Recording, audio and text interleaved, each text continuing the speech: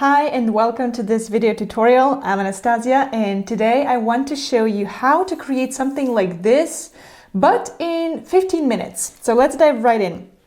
This is the reference picture I am going to be using. So this pagoda from Kyoto.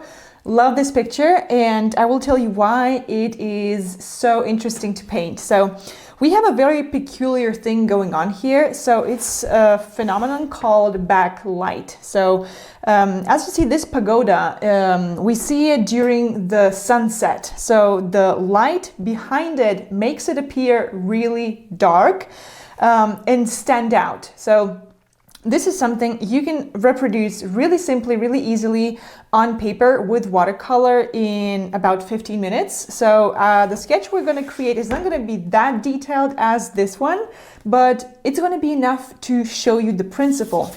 So let's start. I'm going to put the sketch aside so you can see it, and I'm going to use this side to sketch.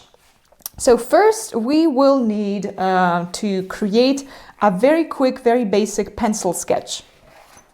I'm going to be using a regular 2B pencil and a kneadable or kneaded eraser. And that's it. Let me start with just an oval. So this is how I usually start all of my sketches. And then I'm going to create this vertical line. This line is going to help me to position my pagoda in the middle. So I'm going to make sure it's straight. There you go. And now I just want to quickly outline the architecture of the pagoda. So before I do so, I'm going to outline this roof and this roof. So just two lines that will help me to position those elements. And I will not give a lot of other details to this scene because again, my goal is just to show you how to sketch something like this quickly. Right now, I'm positioning those guiding lines to show the sides of this pagoda.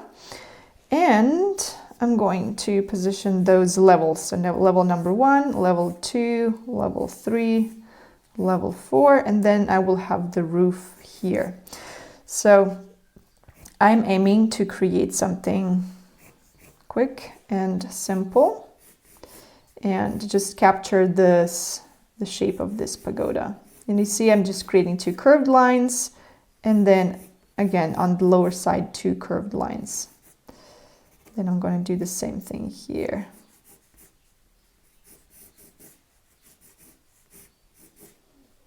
And then again here. So for a quick sketch, if I had more time, of course I'll pay a little bit more attention to the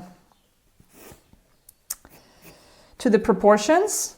For example, I see that the middle side of the pagoda should be thinner, so I'm making it thinner right now just to make it look a little bit more like on the picture. Making this little tip and adding those little elements here. So this is actually going to be about it. So I'm going to make sure I'm erasing those lines just to for not confusing myself. And I want to make sure I capture some of these little kind of side curves of the pagoda. And that's probably all I'm going to do. So I'm going to erase this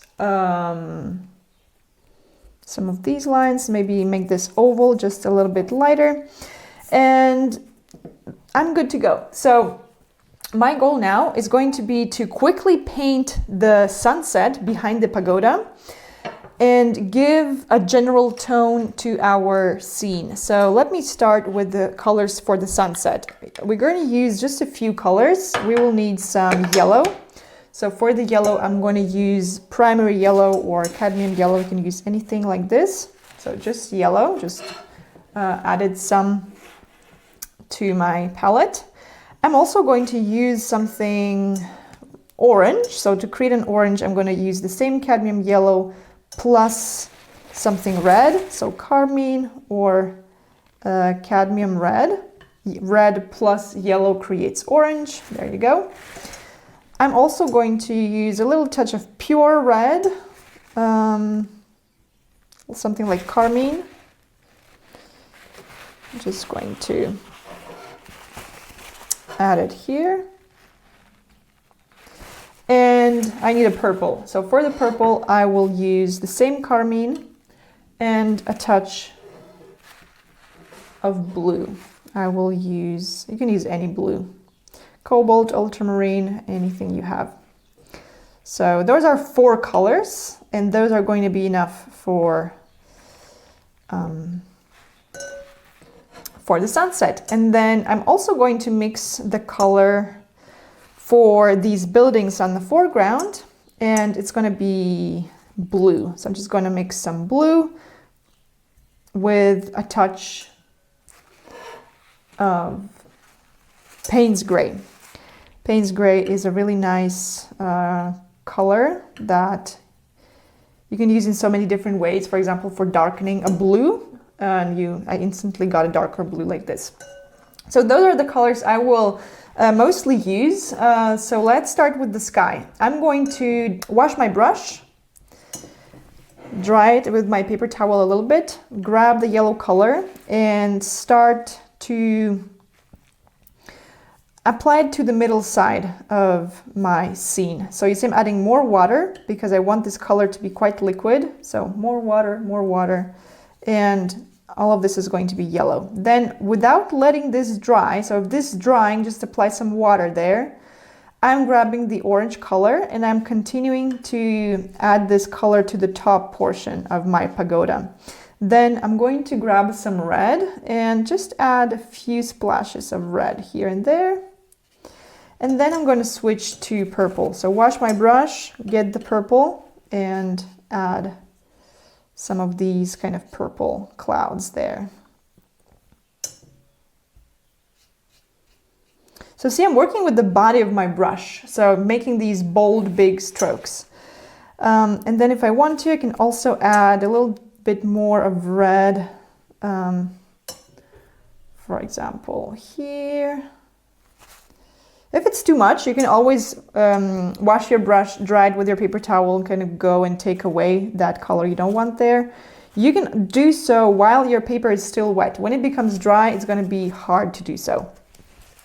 And then I'm going to grab something blue. So this is just, you can use cobalt, you can use ultramarine. This is the really basic blue. This is cobalt. And I'm going to apply it to this lower portion of my sky. So because on the reference picture, I see there's this kind of blue cloud, and I think it's giving us a nice contrast because blue always looks nice near yellow, and this is going to allow us to give some interest to our sketch. I'm also going to add some of this blue here.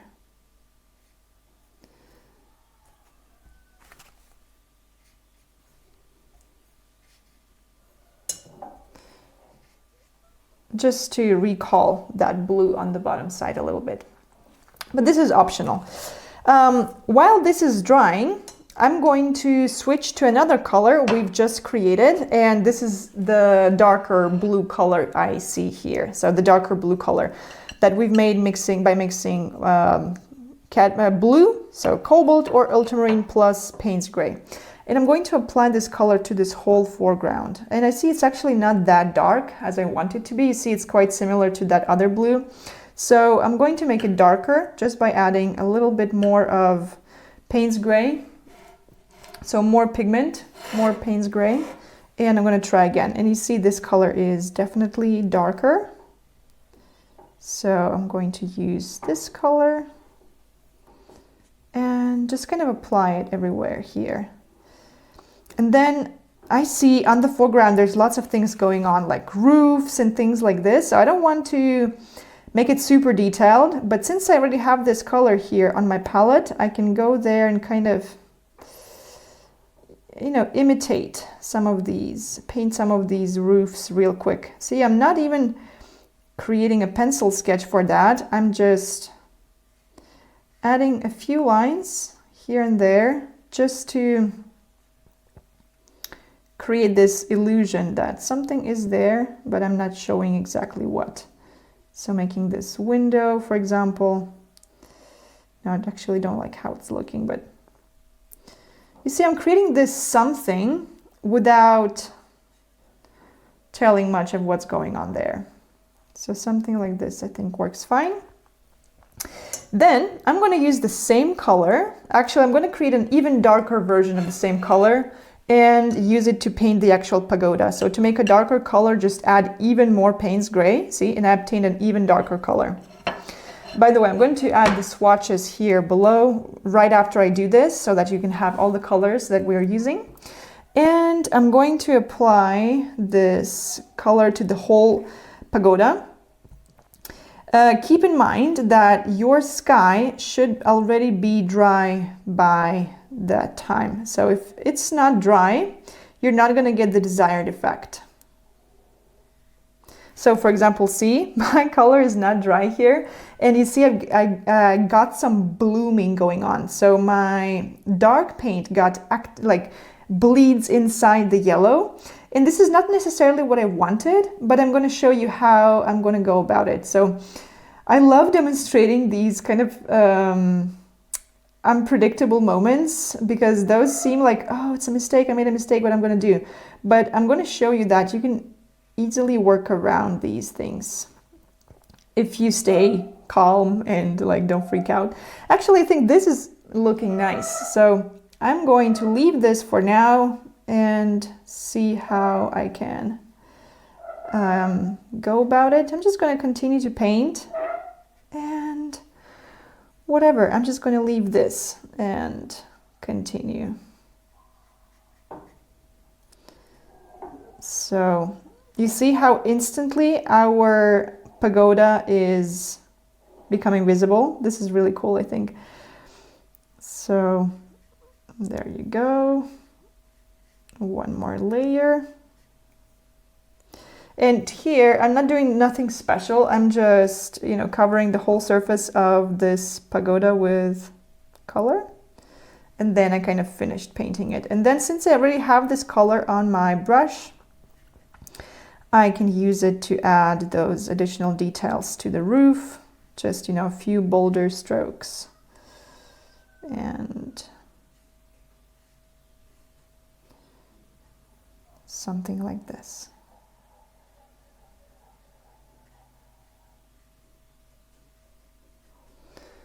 Okay, this looks good to me.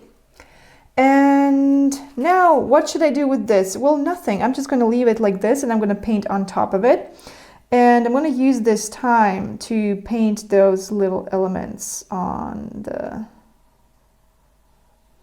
top of my pagoda and add this line here that unites them.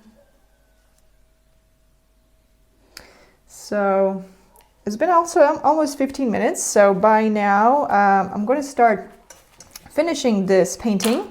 But now what I want to do is take away some of this black from the right side of the pagoda. So the thing is that this side is still wet.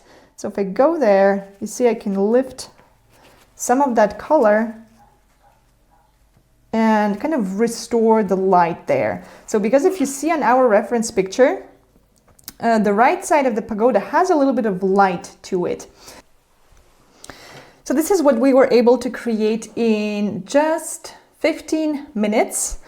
If you had more time, of course, you could add more details. For example, with that same Payne's gray, I can add, you see, even more texture to the roof. For example, I'm using the tip of my brush now to do so. You can also use a micron pen if you want to, for example, for those tiny elements here, to add some of these elements that require a little bit more precision. Sometimes it's maybe easier to add them with those details, with this material, but honestly, a tip of your brush also works just fine. So if I had more time, I would probably add more details to the pagoda. There you go. You see, even a few brush strokes are sometimes enough to add this little something to your sketch.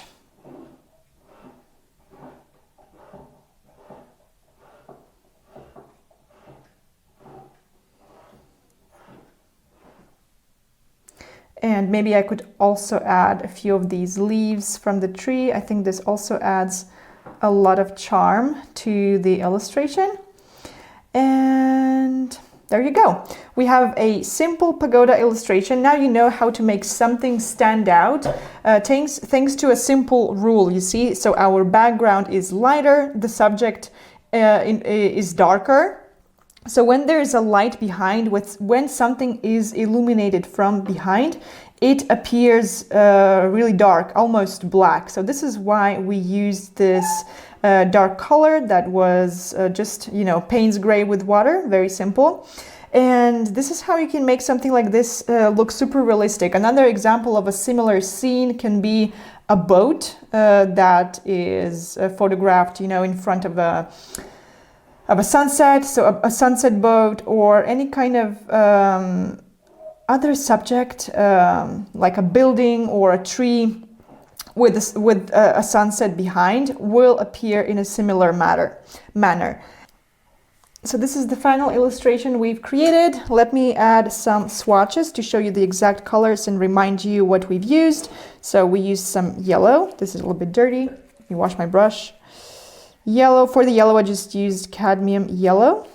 We had some orange here, so just cadmium yellow plus some cadmium red. I've also used some red. For example, you can use carmine. I've used blue, so for blue you can use ultramarine or cobalt. And then I've used two different versions of gray, so this lighter gray, which was a combination of ultramarine and Payne's gray, and then pure Payne's gray. This is how Payne's gray look like, quite of a dark color. So those are the exact colors we've used. So 6 colors, only 6 colors obtained by using actually 4 colors. So yellow, red, blue, and Payne's gray. So those are enough to complete a small sketch like this in a very short amount of time. If you want to learn how to paint this whole spread, this one was inspired by my trip in Japan, and learn how to sketch anything from nature to landscapes, portraits, human figures, architecture, and more.